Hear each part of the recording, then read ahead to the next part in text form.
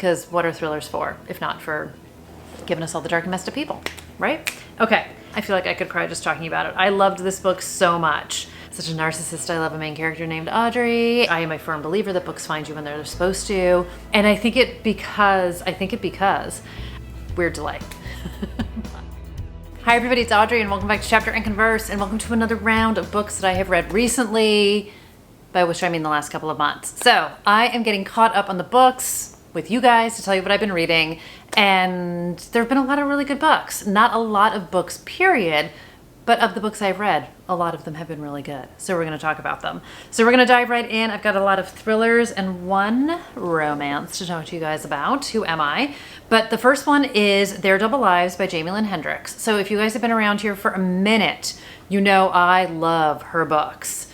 So Finding Tessa is her first book. Not the first one that I read. She wrote a book, which I always get the name of it wrong because I have the UK edition and the name is different. So let me get you guys the US edition. I'm like, I love her so much. Why am I blanking on the name of her book?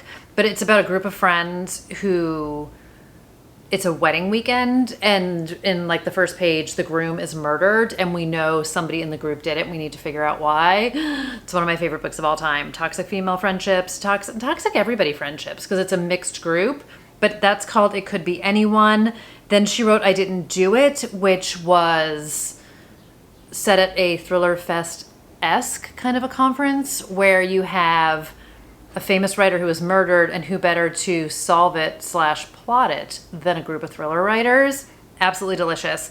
And then I have A Lovely Lie back here, which is her book from last year, which I still need to read, but we are here today to talk about Their Double Lives, which is her most recent book. And I absolutely loved it. So I had a fun time with this one. This is one of those books. So I feel like Jamie Lynn Hendricks was an author I didn't see coming, in that I didn't anticipate how wonderfully dark and messed up she could be. And I am here for all of it. This book does not disappoint in the dark and messed up area. I'm going to read you guys the quick overview of it. So I did have an arc of this one. I'm reading it off of my phone right now. So it says, living a double life always comes with a cost. So we have down on her luck waitress at a posh New Jersey country club. We meet Kim, and her life couldn't be more different from the socialites that she is serving. Her live-in boyfriend recently cheated on her. Jerk. Social life is in shambles, and her dog needs life-saving surgery that she can't afford. Side note, inside baseball, the dog's name is Murphy, and it is based on Gare from Gare Indeed Reads' dog, Murphy. Love. Love, love, love. So if you're familiar with Gare, read this book with the light of that being his dog, because this is his dog in this book, which I think is so cool. Okay, so her luck seems to change when a mysterious stranger, who identifies himself as the stranger, contacts her with an offer of money if she just does one little thing. She has to put a pill in the drink of the new member, and when he dies, she'll have enough money to fix her dog and fix her life. So, you know, desperation kicks in, and Kim is like, all right, I'm in. I need the money. I will do anything for my dog. But then it turns out that the new member is her ex-boyfriend, Tony Fiore, who she dated in high school. And it's like, oh man, this is who you want me to kill? So Kim has a bit of a conflict of interest here. So she knows him as Tony Fiore. He has rebranded himself as Anthony Fuller. And he has cleaned up, made tens of millions, is gorgeous, has his gorgeous fiance, 22-year-old PJ Walsh, on his arm. Something's gonna happen. Something's gonna happen. And then we have PJ, who might be one of my favorite characters that I've read in a really long time. And this is one of my favorite parts about the blurb on this book. So it says, PJ has her own agenda from the second that she met Anthony. Find him, trick him, marry him, kill him. It was supposed to be easy, but she finds that while living her double life, the lines blur between who she is and who she's pretending to be. So we get multiple POVs, we get some multiple timelines going on here, and we have this very complicated dynamic going on between Kim and Tony and PJ and Tony as Anthony, and what's going to happen, and is she going to do the thing with the pill, and we just need to figure it all out, and it is so much fun.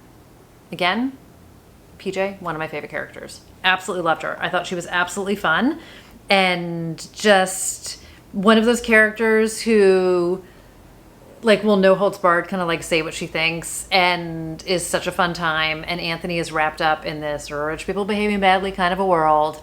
And it's a book to go into fairly blind-esque. I've given you like a snippet of it, but I thought it was absolutely fantastic. I'm like looking at the rest of the blurb and I'm like, is there anything else I want to say or can say? I really feel like you don't want to know much going into this one. So I'm not going to tell you anything else. It's linked down below if you want to read more about it, but quick, fast paced, really fun. Her writing is really sharp. It's just very easy to get lost in one of her books. If you like the dark and messed up people doing the dark and messed up things, Jamie Lynn Hendricks is an author for you. But I just loved this one so, so much. And again, it was one of these books where I thought I had figured some stuff out. I did ultimately figure something out, but don't be impressed with me because it's not like one of those people who's like, oh, on page 10, I knew what was happening. It wasn't like that. But I kind of... not even that I saw it coming. Once I had all the pieces, I had some ideas of like how something can get wrapped up. So I was right about some stuff, not right about some other stuff. Wholly satisfied with how this book ended and had a wonderful time with it. So again, highly recommend. Be prepared for the dark and messed upness of it all in the best way humanly possible. Because what are thrillers for, if not for giving us all the dark and messed up people, right? Okay, but if for some reason, which I fully endorse, you are not here for the dark and messed up, let me give you One Golden Summer by Carly Fortune. This book, you guys. So this was sent to me very kindly by Berkeley. I read this before it came out. I think this came out in May, just to out myself for how far behind I am. So this is the companion novel of Every Summer After, which was her debut, which, apologies to the people who have been here forever and have heard me say this before, but I was listening to an Ashley Winstead interview back in the day. That book came out probably 4 years ago, I guess. And Ashley was talking about the book that she was working on, which wound up being Midnight is the Darkest Hour. And she said it was Every Summer After with serial killers. I didn't know what Every Summer After was. I assumed it was like some sort of a thriller, went to the bookstore and saw it. And I was like, oh, it's a romance. That's interesting. Bought it anyway. Fell in love with it, bawled my eyes out, absolutely loved that book. So in this book, if you have read Every Summer After, you don't need to read Every Summer After to read this book. If you have read Every Summer After, this follows Charlie, who is the older brother, and this is his story. And Carly Fortune said, I think it was when she was on the book tour for Every Summer After, that a lot of people were like, oh my God, justice for Charlie, justice for Charlie. And it took her a few years to figure out how to write Charlie's book. So Every Summer After, I loved it. Like, I loved it to pieces. That was a book that absolutely surprised me. I did not expect to fall as in love with it as I did. And I am a hardcore Carly Fortune fan. I've read all of her stuff. I would say up until the minute, I was maybe, I don't know, 20 or 30 pages into this book. Every Summer After was my favorite of hers. This is my favorite of her books. There is just something about this, and it is no shade to Every Summer After, because it still has a very special place in my heart.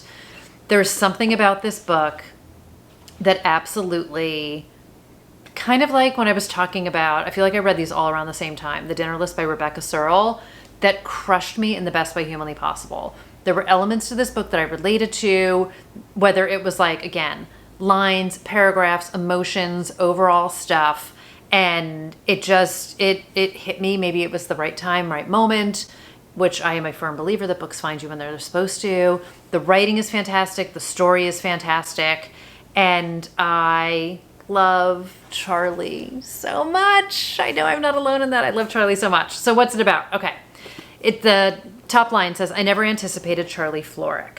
So good things happen at the lake. That's what Alice's grandmother says. And it's true. Alice spent just one summer there at a cottage with Nan when she was 17. And it's where she took that photo. The one of 3 grinning teenagers in a yellow speedboat. The image that changed her life. So we fast forward and Alice is now a photographer and her grandmother has had a fall and she needs some help. So her grandmother is not feeling great. She's really frustrated with needing any kind of help. And then Alice is sort of in a place where she needs a bit of like a pick-me-up as well. So Alice brings her back to Barry's Bay, which is the location from Every Summer After, and her and Nan stay in the cottage that they stayed in many, many years ago, and they're going to have one golden summer at the lake. So it's the summer for both of them. And no sooner is she there that she spies the same yellow boat that she took a photo of all those years ago. And the boy in the boat is now the man, Charlie. So she never met him way back when. She just has like a photograph of him and his brother's girlfriend, who was our cast of characters from Every Summer After. And Charlie is helping to caretake for the house that they're staying in, so they wind up getting thrown together. And it's just so fantastic. I feel like I could cry just talking about it. I loved this book so much. And if you have read Every Summer After, there will be like some fun Easter eggs and some like fun updates about Percy and Sam that you get in this book. But again, you don't need to read that to read this one. I feel like it would be fun if you do. But this is a great place to start with Carly Fortune. Every one of her books sort of has a different premise to it. And I don't know, I just loved this one so much. I just think she did such an outstanding job with this book. And I think the thing that I always relate to in so many books, or what draws me to so many books, is Alice is at one of these turning points where she kind of wants to reinvent herself. She's looking for a fresh start. She's looking for that thing that's going to kind of, you know, fix things or change things. There's some complicated dynamics with her family. There's a lot about like what your role is in the family, how people view you. She's coming out of a bad relationship, and there's just a lot of complicated emotions in this, and Alice is really trying to find herself. I'm always here for a person trying to find themselves book, and the dynamic between her and Charlie and the friendship that forms between them is just so great, and I couldn't have loved it more. He's just the best of everything. So it's funny, it's emotional, there's great wit, there's great sarcasm, there's great banter, there's some great steam. There's just a fantastic relationship between all of them. I loved Nan so much too.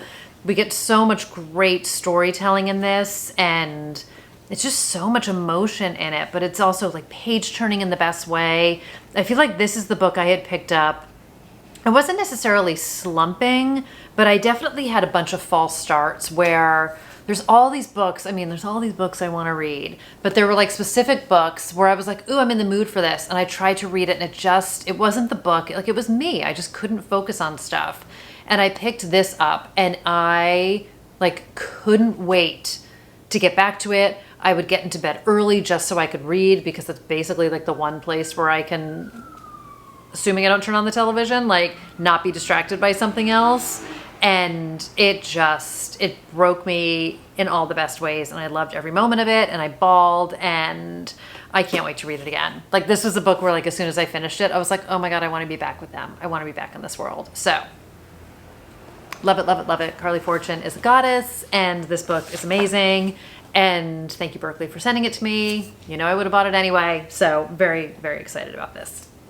All right, now we're going to turn back into a thriller. This is In the Dark, I See You. This is by Malika Narayanan. Malika and I are sisters in crime, sisters. I had seen this book, funnily enough, when I was at Barnes & Noble one day. And it was on the mystery thriller table, and I picked it up. And I was like, oh, main character's name is Audrey. I should maybe pick this book up. And there was something, I don't know what was wrong with me that day, but I was like, you have enough books, don't buy the book. And I don't know when it was after that. It was not long after that where I was on a Sisters in Crime write-in, and I had like seen the name Malika in the chat. And I was like, well, that's a unique name. I used to work with somebody kind of spelled similarly, but pronounced Malika. And then Malika was hosting one day, and I saw her, and I'm like looking at her whole name. And then I like Googled the book, and I was like, oh my God, this is her. Like, it felt like such a brush with celebrity. So fast forward to Thriller Fest last year. I knew she was going to be there. She was on the debut author panel. So I wound up buying this at Thriller Fest last year so that I could have her sign it for me. And then I put it back on the shelf, and you guys don't need this entire backstory. But anyway, I finally read it. I finally read Malika's book, and it was great. It was absolutely great.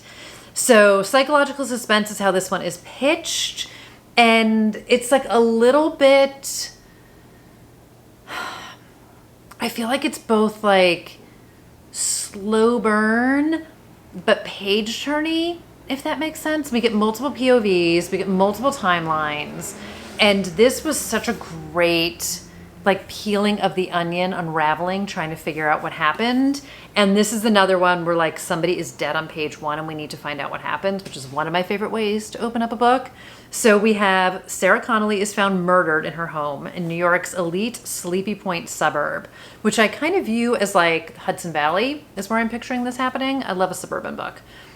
And it says, questions arise about Audrey Hughes, the neighbor who discovered the body.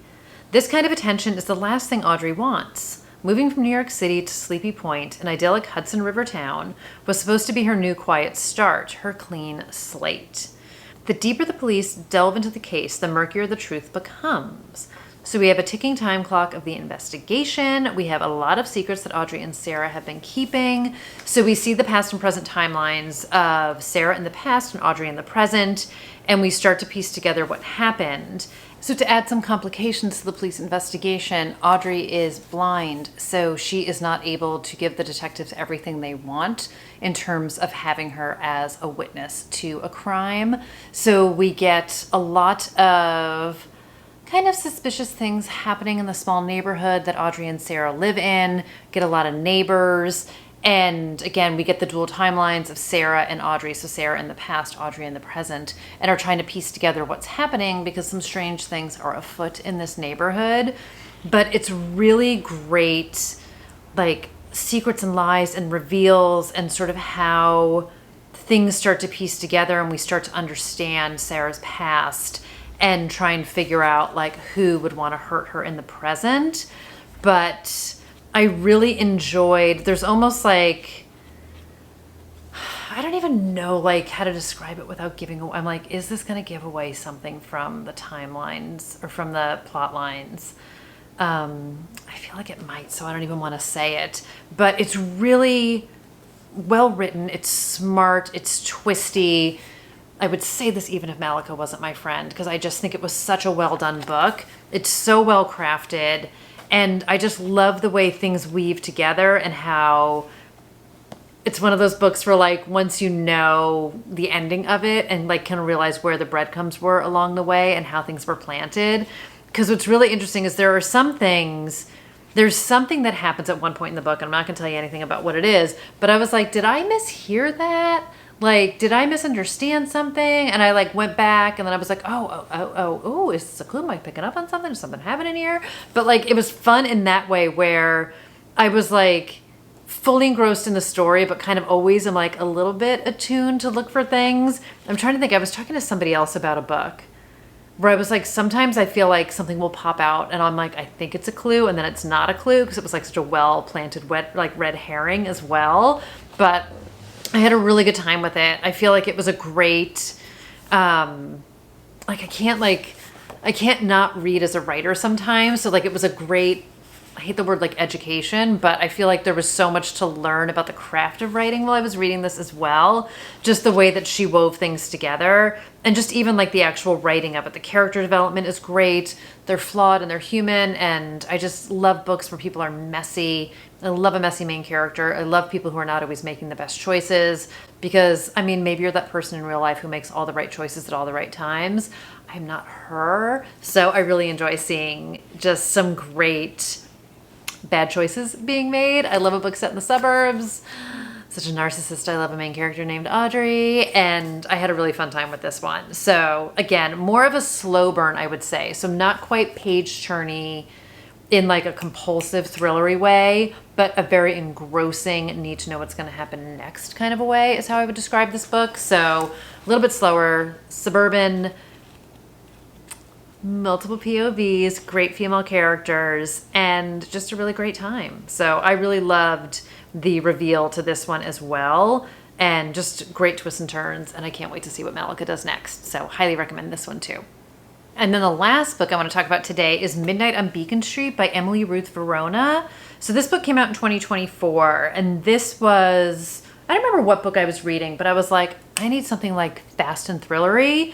This was fast and thrillery. So this is set in October 1993, and it's kind of pitched as like vintage horror movie vibes. So we have the babysitter alone in the house. And what's going to happen? So she's babysitting for 2 children. There are some strange and messed up things going on in the neighborhood. And we kind of get that cliched horror movie vibe, but not a cliche of a book. So I wound up listening to the audiobook of this. This was read by Christine Lakin, who it was one of those things where I'm like, why does that name seem familiar? I couldn't place it. I had to look it up. She was Al on Step by Step. Everybody remember that TV show? So apparently she is a big time audiobook narrator now. So I really enjoyed her narration, and I'm excited to listen to more books by her. She actually reads one of the Sarah Bladell books, The Forgotten Girl, where I was like, oof, that's going to get me to do it. She did The Royal We. She's in a whole bunch of stuff. I know you're not here for this, but like when I find an audiobook narrator that I love, I'm like, let me start reading a bunch of books that she narrated, even if these books had not been on my non-TBR TBR yet, but I'm excited that she has read some books that I do want to read. So anyway, audiobook narration was fantastic. So premise of the book. We have the babysitter in the house. So it says, one night, one house, one dead body. When single mom Eleanor Mazinski goes out for a much-needed date night, she leaves her 2 young children, sweet, innocent 6-year-old Ben and precocious, defiant 12-year-old Mira, in the capable hands of their sitter, Amy. The quiet 17-year-old is good at looking after children, despite her anxiety disorder. She also loves movies, especially horror flicks. Amy likes their predictability. It calms the panic that threatens to overwhelm her. So everything starts out normal, suburban, quiet night in New Jersey. She's ordering some pizza. She's taking care of the kids. And maybe her boyfriend comes over. And maybe he brings some friends. And maybe some murdery things happen. And they need to basically survive the night. So you gotta listen. This is a quick one, but it's a good one. So definitely lots of winks and nods to classic horror movies. Definitely has a good time playing with the tropes of horror movies, which I absolutely love. I love me a horror movie. And this one really scratched an itch. So I feel like this was one of those books where, again, did not like piece together the what at the end, but had a little bit of a suspicion. And I think it's because I am a diehard horror movie fan. And I think you like expect certain tropes, but then you're like, oh, no way they're going to lean into this part. It's got to be something else. So like I had such a fun time trying to puzzle where they leaned or where she leaned in, like where she played with it, where she gave you what you were expecting, where she didn't give you what you were expecting. This book also plays with time. So it takes place over the course of this one night, but we're getting multiple POVs and like the time is jumping forwards and backwards. So it's one of these things where like something happens, but it's not necessarily being told linearly. So trying to piece together, wait, did this happen first? Does that happen after?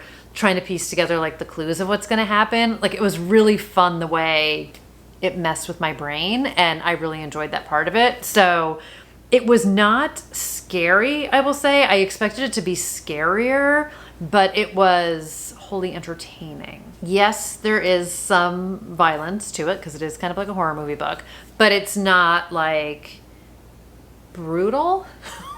I also feel like you're asking the wrong person. If you don't dig horror movies, don't read the book. If you're in for like a thriller with a bit of a horror spin to it, give it a go. But I wouldn't call it like horror.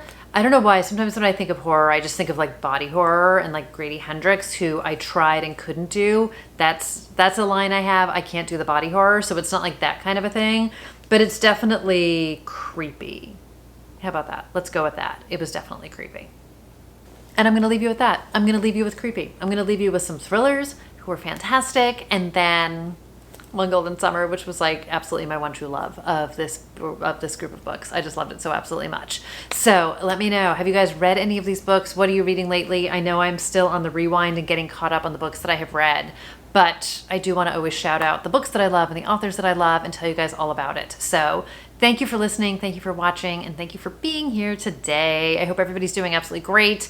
I will talk to you guys in another video, and we will catch up on that one. So I have some more books to talk about.